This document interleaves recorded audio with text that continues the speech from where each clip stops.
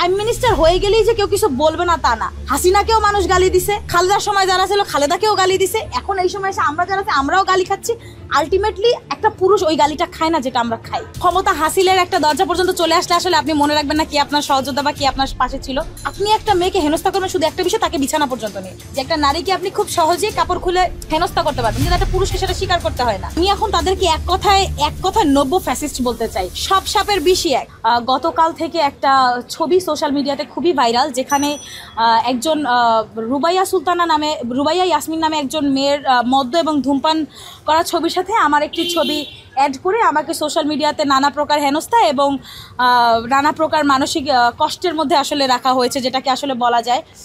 যেখানের মেয়েটি আসলে আমি না, মূলত নাহিদ ভাইয়ের সাথে এই ছবিটা হচ্ছে আমাদের একটা ইফতার পার্টির ছবি, এবং সেই ছবিটা দিয়ে এই যে টিকটক করে বা যে রিলস করে যে মেয়েটা জুথি, তার ছবি দিয়ে আমাকে এক প্রকার হেনস্থা করার জন্য এই একটা কুচক্রি মহল এই কাজটা করেছে। এবং আমরা বিশেষ করে আইডেন্টিফাই করেছি যে এটা একটা নির্দিষ্ট ছাত্র সংগঠনের কাজ, এবং আমরা তাদের প্রত্যেককে আইডেন্টিফাই করেছি, এবং আমরা অবশ্যই তাদের বিরুদ্ধে খুব শীঘ্রই এবং একটা আইনি ব্যবস্থা নিব বলে জানাচ্ছি। ভাই আসলে লেগে যাওয়ার কথা বলবো না, কারণ ক্ষমতা জিনিসটা এমন যেখানে আসলে আপনি ক্ষমতা হাসিলের একটা দরজা পর্যন্ত চলে আসলে আসলে আপনি মনে রাখবেন না কি আপনার সহযোদ্ধা বা কি আপনার পাশে ছিল।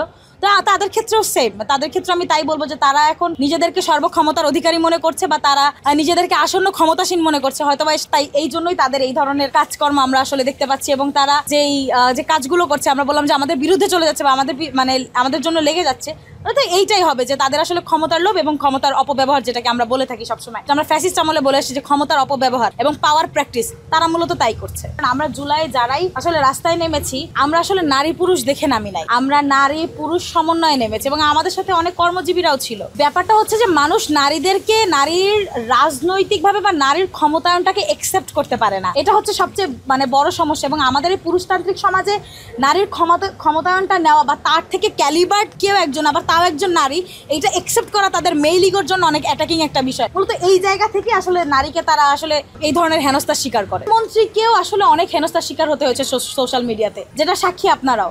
বিভিন্ন ধরনের ছবি, বিভিন্ন ধরনের মিমস, বিভিন্ন ধরনের পোস্টার, এগুলো সবকিছুই করে, এবং তাদের বিরুদ্ধে কিন্তু পরবর্তীতে আইসিটিতে একটা সংশোধনীও করা হয় এবং তার জন্য একটা মামলার করা হয়। তো এগুলো হচ্ছে চলে আসতেছে ভাইয়া। নারীরা আসলে প্রাইম মিনিস্টার হয়ে গেলেই যে কেউ কিছু বলবে না তা না। হাসিনাকেও মানুষ গালি দিছে, খালেদার সময় যারা ছিল খালেদাকেও গালি দিছে, এখন এই সময় এসে আমরা যারা আমরাও গালি খাচ্ছি। আলটিমেটলি একটা পুরুষ ওই গালিটা খায় না যেটা আমরা খাই, এবং দ্যাটস দ্য হার্শ রিয়ালিটি। যেই কথাগুলো আমাদেরকে শুনতে হয়, যে পরিমাণ বট অ্যাটাক আমাদেরকে শুনতে হয়, সেই বট অ্যাটাকগুলো একটা ছেলের আইডিতে পড়ে না, একজন কর্মীর আইডিতে পড়ে না, কারণ তারা ছেলে। তাদেরকে কি বলে ডিফেন্ড করবে? আপনি একটা মেয়েকে হেনস্থা করবেন শুধু একটা বিষয়, তাকে বিছানা পর্যন্ত নিয়ে, এবং দ্যাটস দ্য থিং। এবং এইটাই সত্য কথা যে আপনি তাকে ওই পর্যন্ত নিয়ে হেনস্থা করতে পারেন, কারণ তার ক্যালিবার আপনার নাই, বা আমার ক্যালিবার কোনো পুরুষের নাই, এই জন্য সে আমাকে ওই পর্যন্ত নিয়ে হেনস্থা করছে। বা হয়তো আমার ক্যালিবার সে ওইভাবে গ্রহণ করতে পারছে না, আমার গ্রহণযোগ্যতার মতো তার গ্রহণযোগ্যতা নাই, সেই জন্য সে পারছে না। আমি নিজেকে অনেকভাবে বুঝ দিতে পারি, নিজেকে স্ট্রং রাখার চেষ্টা করতে পারি এগুলা বলে, কিন্তু আলটিমেটলি আমরা মানুষ, এবং আমরা মেয়ে মানুষ, এবং আমরা জানি যে men and women they are physiologically different. আপনারা যেটা মানসিকভাবে সহ্য করতে পারবেন, ওই সহ্য ক্ষমতা আমার নাই ভাই, এবং এইটাই বাস্তব। আলটিমেটলি এটা আমাকে পেইন দেয়, এবং সেই জন্যই আপনাদের সামনে আসলে মুখ খোলা, যে একটা নারীকে আপনি খুব সহজেই কাপড় খুলে হেনস্থা করতে পারবেন, কিন্তু একটা পুরুষকে সেটা স্বীকার করতে হয় না। আলটিমেটলি আমাদের অ্যাকসেপ্টেন্সটা ওইখানেই, এবং যারা অ্যাটাক করে তারা ওই জায়গাতেই অ্যাটাক করে, তাদের কাছে একটাই জায়গা আছে এবং তারা সেখান থেকেই নাচানাচি। আমি এখন তাদেরকে এক কথায় নব্য ফ্যাসিস্ট বলতে চাই। ইন্টারিম গভর্নমেন্টের চলাকালীন যদি কেউ নিজেদেরকে আপকামিং ক্ষমতাসীন মনে করে, সেটা আসলে নব্য ফ্যাসিস্টেরই একটা উদাহরণ। এবং আমি আসলে এটাই বলবো যে লীগের আমলেও যেরকম ব্যাশিং করা হয়েছে, এই আমলেও ব্যাশিং করা হইতেছে।